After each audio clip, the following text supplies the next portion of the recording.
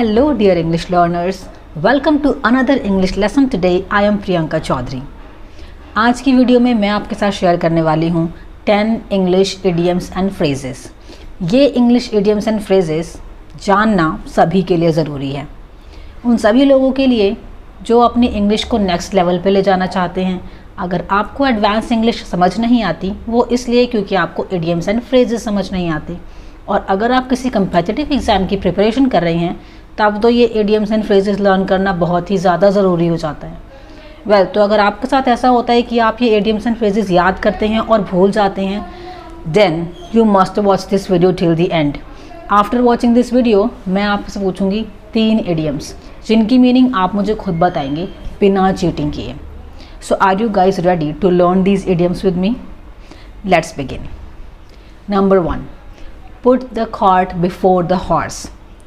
इस इडियम की मीनिंग कुछ ऐसे समझते हैं कि अगर कोई हॉर्स कार्ट है, एक हॉर्स कार्ट अगर आपने देखी है तो कैसी होती है, हॉर्स आगे होता है, कार्ट पीछे होती है. इस इडियम के अकॉर्डिंग अगर मैं इसको आगे पीछे कर दूँ, मीन्स कार्ट आगे और हॉर्स पीछे, that's what the idiom says, put the cart before the horse. तो अगर मैं हॉर्स पीछे और कार्ट आगे कर दूँ तो ये कुछ ऐसा दिखेगा, राइट. अब ये देखने में ही बहुत अजीब सा लग रहा है और इसका ऑर्डर गलत हो गया. ऑर्डर गलत हो गया मतलब हमने गलत तरीके से कर दिया. This is the meaning of this idiom, doing the things in the wrong way और in the wrong order.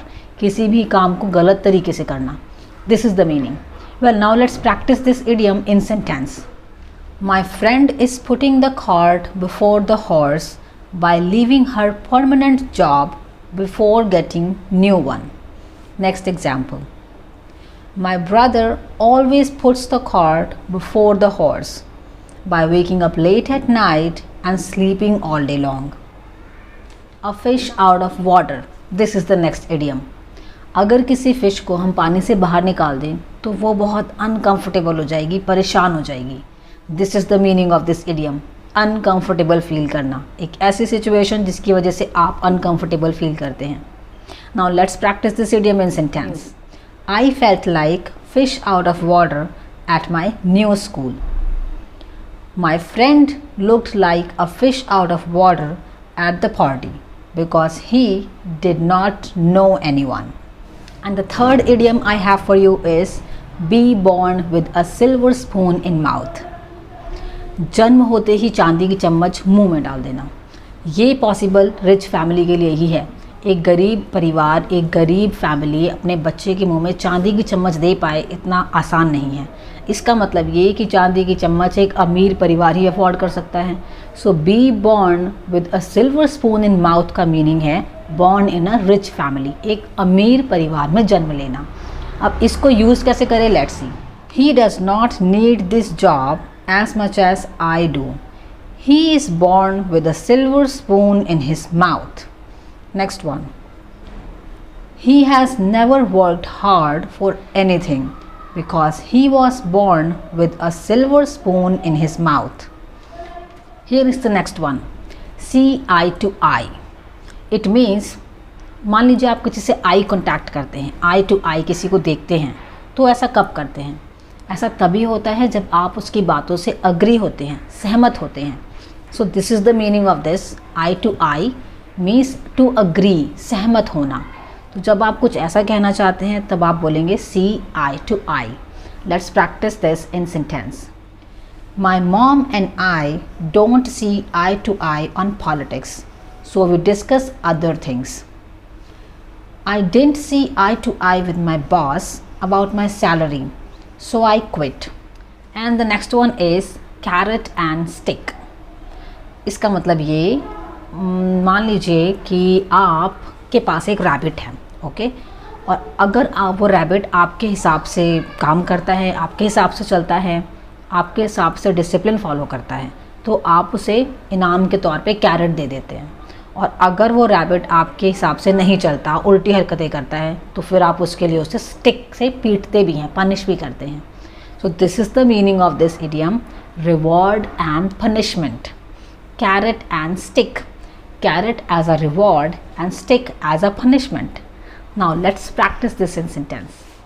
Parents often use a carrot and stick strategy when it comes to disciplining their children. The government wanted to introduce a carrot and stick method to reduce crime. Here is the next one, to miss the bus.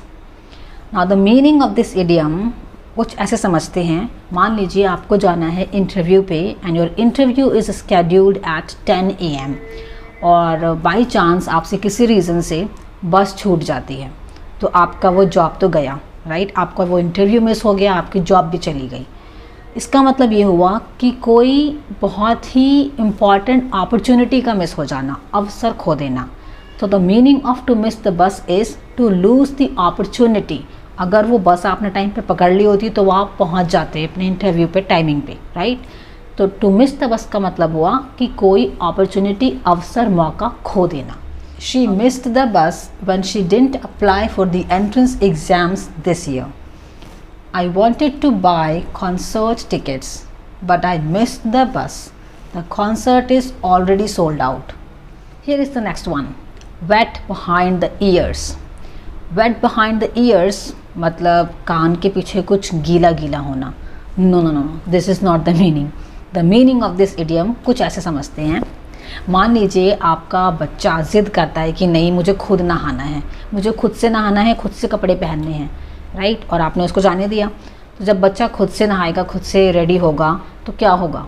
बच्चा नहा तो ले जैसे तैसे, अब उसने जब पोंछने का टाइम आया टॉवल से तो उसने सब जगह कोशिश करी पोंछने की, बट क्योंकि वो इतना स्किल्ड नहीं है, उसे नहाना आता नहीं है, एक्सपीरियंस नहीं है, तो उसके कान के पीछे और बॉडी में कई अलग अलग पार्ट्स पे पानी रह जाता है, राइट? कहने का मतलब ये है कि अगर वो बच्चा क्योंकि एक्सपीरियंस नहीं है, उसे आता नहीं है, इसलिए ऐसा हुआ। तो वेट बिहाइंड द ईयर्स का मतलब है इनएक्सपीरियंस्ड होना, अनुभवहीन होना, आपको किसी चीज़ का अनुभव नहीं है। This is the meaning of wet behind the ears. Now let's practice this in sentence. Ronnie is too young to take on a job like this. He is still wet behind the ears. She is unable to offer suggestions on this subject. She is still wet behind the ears. So let her just listen. And the next one is a white elephant. This idiom white elephant does not exactly means white elephant. ये नहीं है इसका मतलब। So let's understand the meaning. So Uttar Pradesh में एक जगह ऐसी है जहाँ पे मायावती ने कुछ ऐसा बहुत बड़ा सा कंस्ट्रक्शन कर रखा है जहाँ पे बहुत सारे वाइट एलिफेंट्स बनाए गए हैं उस कंस्ट्रक्टेड एरिया में। सो वाइट एलिफेंट वहाँ जो बनाए गए हैं, बहुत बड़े लैंड एरिया में कंस्ट्रक्शन हुई थी काफ़ी टाइम पहले। वो वाइट एलिफेंट दिखने में तो अच्छे लगते हैं, बहुत कॉस्टली भी है, बहुत खर्चा भी आया उसको बनवाने में, पर फ़ायदा क्या हुआ? It's useless. इस वाइट एलिफेंट का कोई फ़ायदा नहीं है। सो कहने का मतलब ये कि अ वाइट एलिफेंट मतलब कॉस्टली बट यूज़लेस। तो ऐसी कोई चीज़ जो बहुत कॉस्टली है पर किसी काम की नहीं है, then you can say a white elephant. Let's practice this in sentence. My costly bike rarely used has become a white elephant in my garage. The new office block has become an expensive white elephant. Here is the next one. Let the cat out of the bag. Let's understand this with an example. मान लीजिए आपके friend को cats बहुत पसंद हैं, तो आपने सोचा क्यों ना उसके बर्थडे पे मैं उसे कैट ही गिफ्ट कर दूं, और आपने ऐसा किया भी। जब वो बर्थडे सेलिब्रेशन मोमेंट आया तो आपने जो कैट बैग में रखी थी उसे गिफ्ट में देने के लिए, वो सडनली निकल के भाग गई। तो आपका सीक्रेट हो गया स्पॉइल, मीन्स आपका सीक्रेट हो गया reveal. So the meaning of this idiom, let the cat out of the bag, means to reveal the secret. Secret पता चल जाना, secret का reveal हो जाना. This is the meaning. Now let's practice in sentence.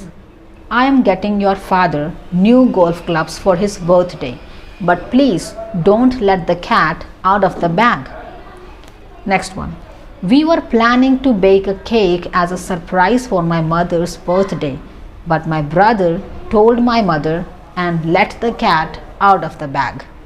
And here is the next one. By leaps and bounds. Leap का मतलब होता है छलांग लगाना.